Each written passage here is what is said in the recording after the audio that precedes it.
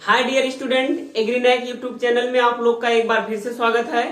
Dear student, पिछली class में हम लोग मियासिस सेल डिवीजन का जो प्रोफेज फर्स्ट है उसके बारे में स्टडी किए थे। प्रोफेज फर्स्ट जो था 5 प्रकार था, पांचों के बारे में हम लोग डिटेल में स्टडी कर चुके हैं। आज हम लोग स्टडी करते हैं मेटाफेज फर्स्ट का।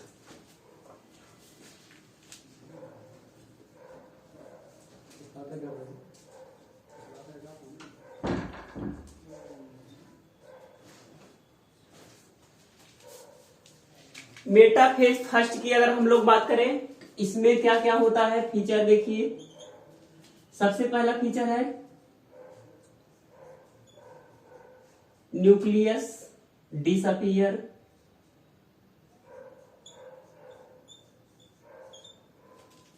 दूसरा है न्यूक्लियोलस डिसअपियर।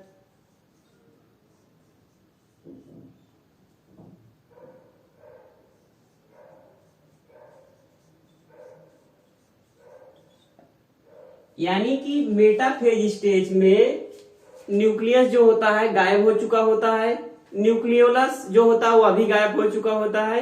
यानी कि केंद्रक और केंद्रिका जो दोनों होते हैं वो गायब हो चुके होते हैं। तीसरे पॉइंट की अगर हम लोग बात करेंगे तो इसमें जो बाईवैलेंट होता है, बाईवैलेंट आर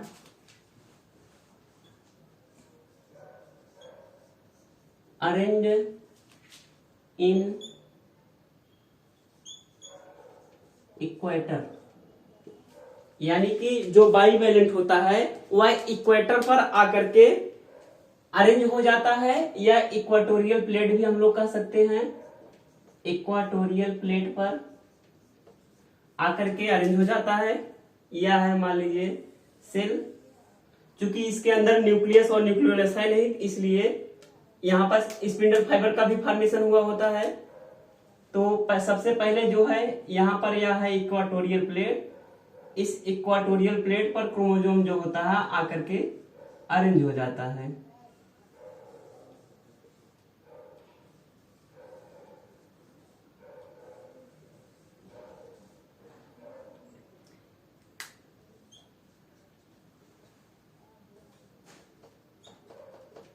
इक्वाटोरियल प्लेट पर जो है क्रोमोसोम आकर के अरेंज हो जाते हैं।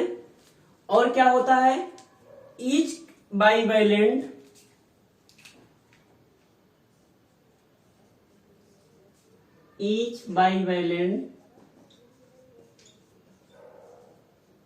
is connected one spindle fiber।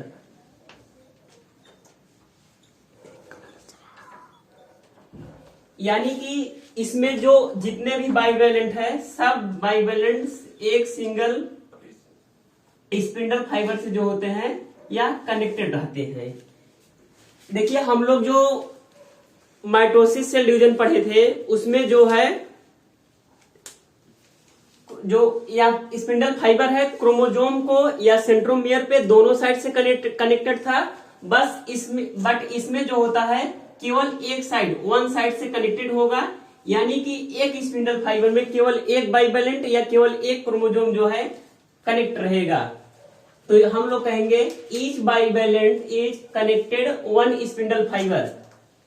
यानी कि एक बाईवैलेंट जो है या क्रोमोसोम चूंकि बाईवैलेंट फॉर्म में है, यहाँ पर ईच मतलब कि होता है प्रत्येक, यानी कि प्रत्येक क्रोमोसोम अलग अलग वो स्पिंडल फाइबर से जो होते हैं जुड़े होते हैं। फिर हम लोग बात करें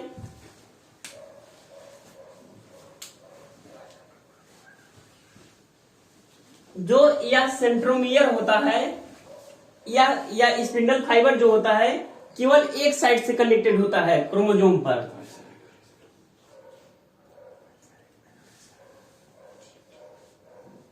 These are only one side connected। जो होता है केवल एक साइड से कनेक्टेड होता है।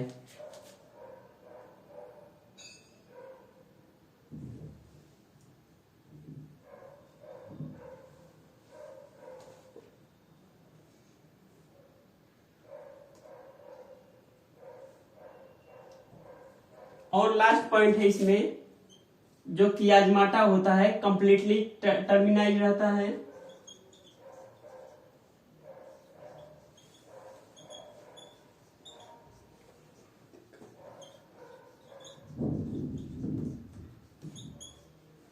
Means absent.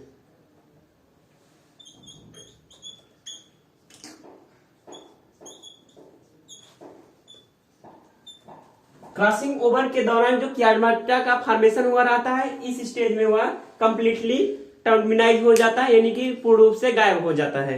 एक बार हम लोग फिर से जानते हैं इसमें क्या क्या फीचर हुआ था। Nucleolus disappear. डियर स्टूडेंट, देखिए इसके पहले जो स्टेज था, प्रोफेज के डिप्लोटीन से पहले स्टेज तक, वहां पर हम लोग देखते थे सेल के अंदर जो है न्यूक्लियस प्रेजेंट रहता था, न्यूक्लियस के अंदर न्यूक्लियोलस भी प्रेजेंट रहता था।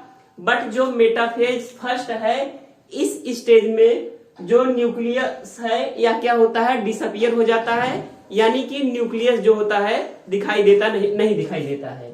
दूसरी बात करें न्यूक्लियोलस की, न्यूक्लियोलस भी डिसअपियर, यानी कि इस स्टेज में जो न्यूक्लियोलस यानी केंद्रिका होती है वह गायब हो जाती है। फिर तीसरी बात करें, bivalent are arranged in equatorial plate.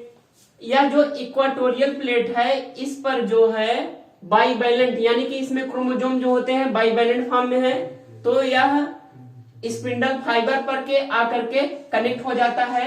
These are only one side connected, या जो कनेक्ट होता है केवल एक साइड से कनेक्ट होता है। हम लोग जो उसमें देखे थे माइटोसिस सेल डिवीजन में, उसमें देखिए जो क्रोमोसोम था वह दोनों साइड से कनेक्टेड था। बट इसमें देखिए, इसमें दोनों साइड से नहीं, इसमें केवल वन साइड से कनेक्टेड है, केवल वन साइड से कनेक्टेड है। फिर देखिए कियाजमाटा कंप्लीटली टर्मिनाइज मींस एब्सेंट, यानी कि यहां पर कोई भी कियाजमाटा दिखाई नहीं देता है। हम जो यहाँ पर कलर वाला भाग किए हैं या जो ब्लैक से कर दिए हैं, यह भाग है जो क्रॉसिंग ओवर हुआ था पैचिंग स्टेज में, वह इसको दर्शाता है। तो डियर स्टूडेंट, हम लोग चलते हैं नेक्स्ट स्टेज पर। नेक्स्ट स्टेज है एनाफेज फर्स्ट।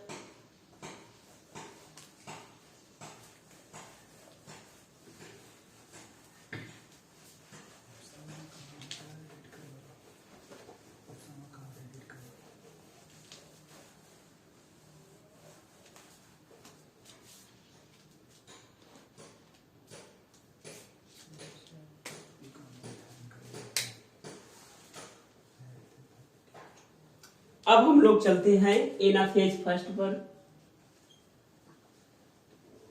एनाफेज फर्स्ट पर, एनाफेज फर्स्ट में देखिए क्या होता है। सबसे पहले तो nucleus and nucleolus disappear,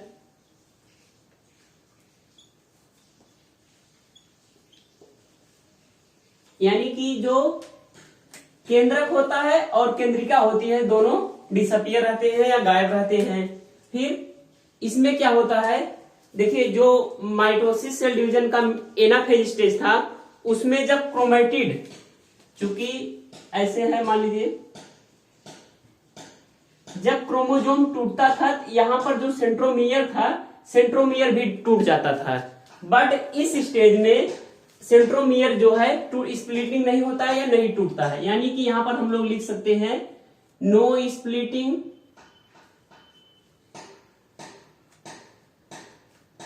no splitting,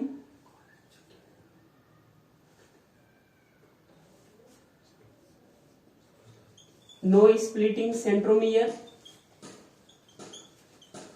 centromere का जो है डिवीजन नहीं होता है। फिर देखिए क्या होता है, both bivalent are splitting, both bivalent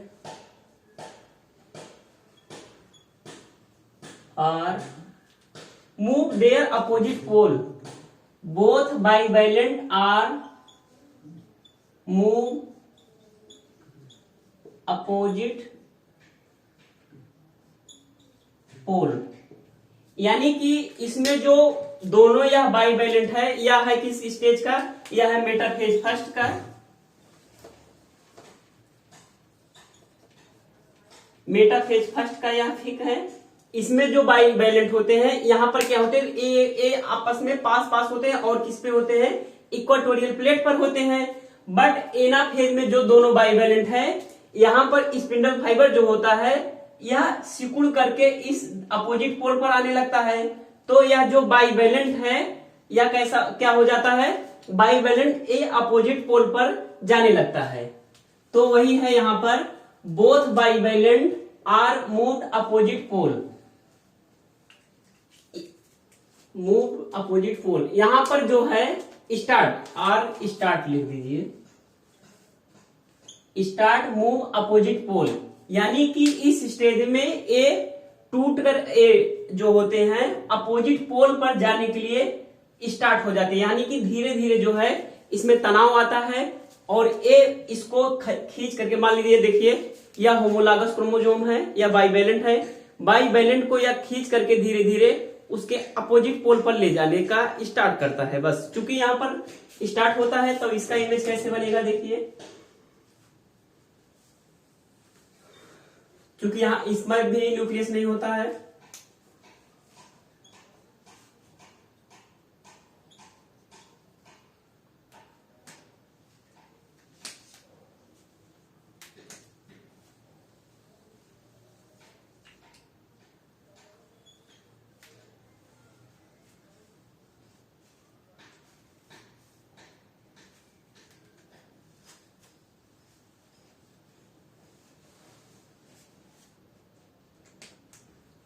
यह जो भाग है यहाँ पर क्रॉसिंग ओवर हुआ है।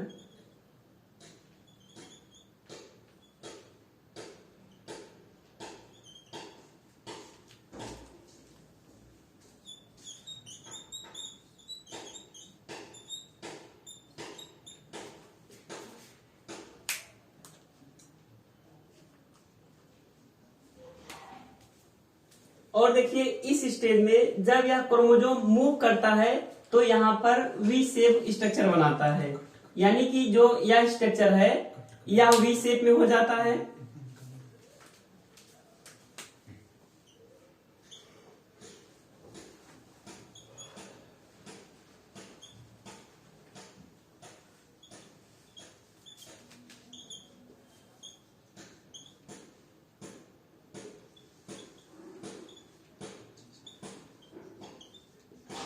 यानी कि इसमें और क्या होता है कि यह बी शेप में स्ट्रक्चर बना लेता है। तो जब यह देखिए बी शेप में स्ट्रक्चर बनाएगा तो कैसे हो जाएगा, इस तरह से।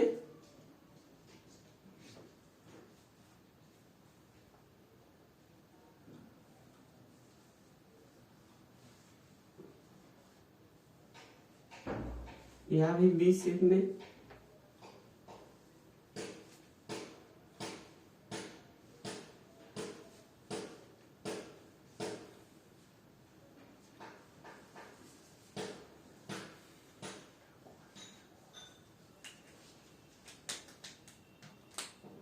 यह सेंट्रोमियर है, यह क्रॉसिंग ओवर हुआ भाग है।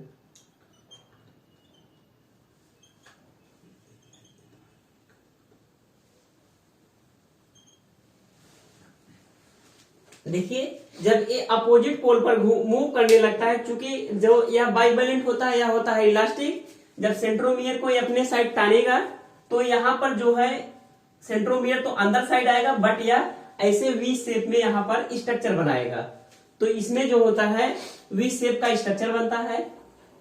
एक बार फिर से हम लोग देखते हैं, न्यूक्लियस एंड न्यूक्लियोलस डिसअपियर। इस स्टेज में न्यूक्लियस जो होता है गायब रहता है, न्यूक्लियोलस जो रहता है वो भी गायब रहता है।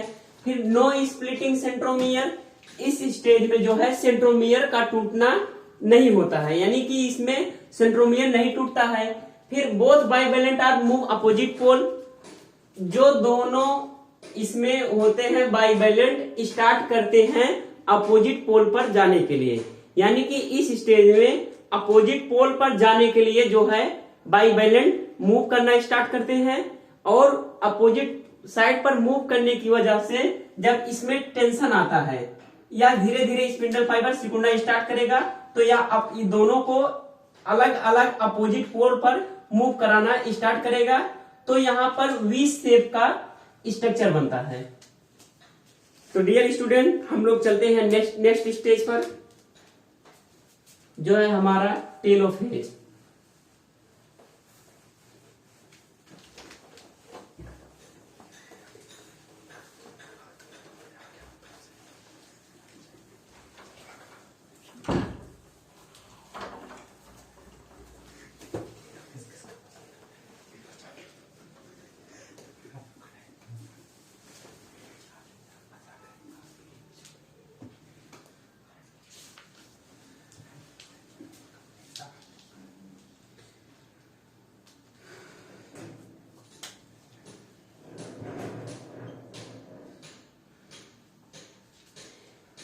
डियर स्टूडेंट, अब हम लोग चलते हैं टेलोफेज फर्स्ट की बात करते हैं।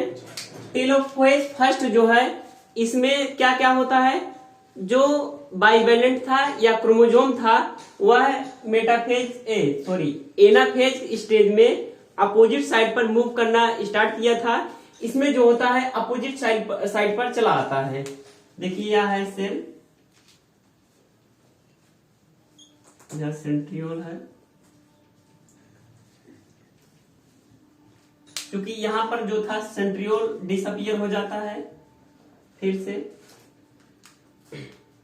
जो दोनों बाइवेलेंट होते हैं अपोजिट पोल पर चले आते हैं, यहां पर भी चले आएंगे।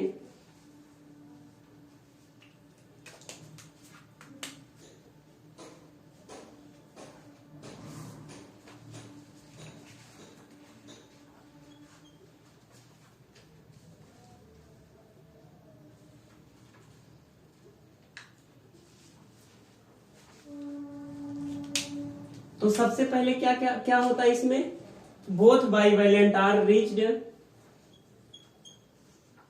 बोथ बाइवेलेंट आर रीच्ड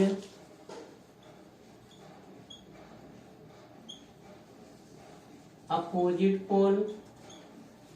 जो देखिए दोनों साइड के बाइवेलेंट होते हैं वह अपोजिट पोल पर पहुंच जाते हैं।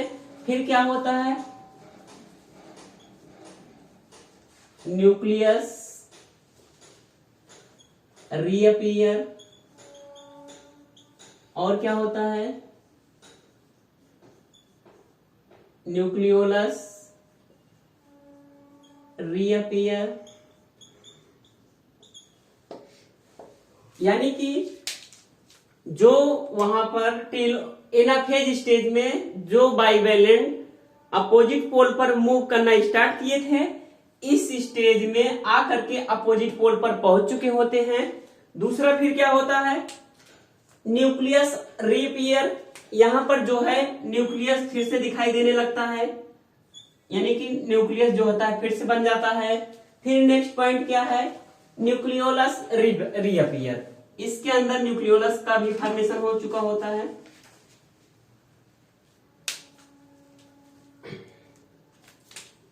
यह देखिए है न्यूक्लियोलस, यह है न्यूक्लियस।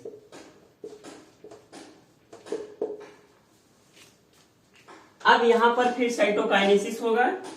फिर साइटोकाइनेसिस जैसे होगा तुरंत यहां पर दो सेल का निर्माण हो जाएगा। क्योंकि यहां तक था कैरियोकाइनेसिस, साइटोकाइनेसिस होगा तो दो सेल का निर्माण हो जाएगा।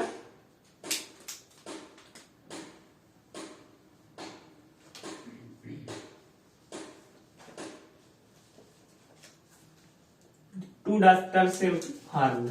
लास्ट में क्या होता है, two daughter cell form. Dear student, यह था मियोसिस फर्स्ट। मियोसिस फर्स्ट के बाद एक छोटा सा स्टेज आता है इंटरकाइनेसिस, जो जिसमें ना ही डीएनए का रेप्लिकेशन होता है, ना ही वहां पर डीएनए का फॉर्मेशन होता है, ना ही डीएनए का रेप्लिकेशन होता है। छोटा सा ब्रेक रहेगा इंटरकाइनेसिस का। फिर ये दोनों जो सेल है यह एंट्री करते हैं मेटाफेज सेकंड स्टेज में। तो मेटाफेज सेकंड स्टेज में कैसे कैसे होता है हम लोग आइए उसके बारे में जानते हैं।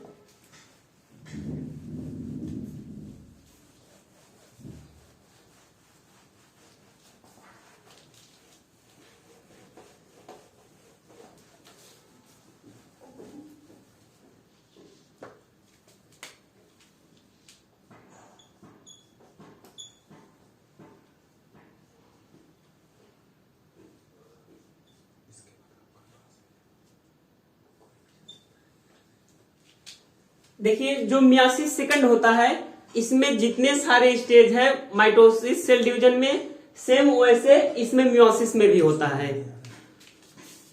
जैसे कि मान लीजिए प्रोफेज रहेगा,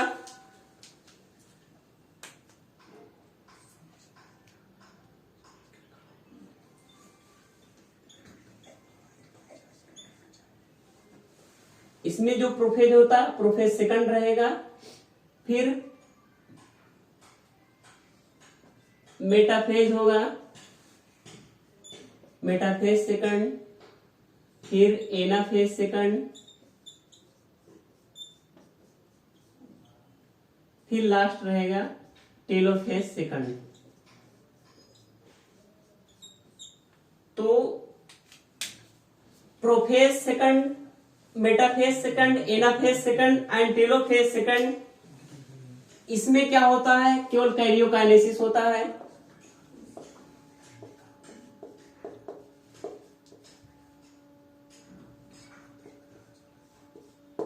इसमें होता है कैरियोकाइनेसिस, उसके बाद कैरियोकाइनेसिस के बाद साइटोकाइनेसिस होता है।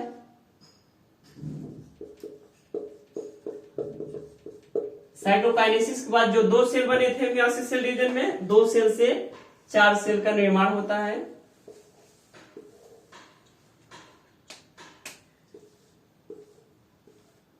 और चारों सेल जो होते हैं या कैसे होते हैं, हैप्लॉइड होते हैं।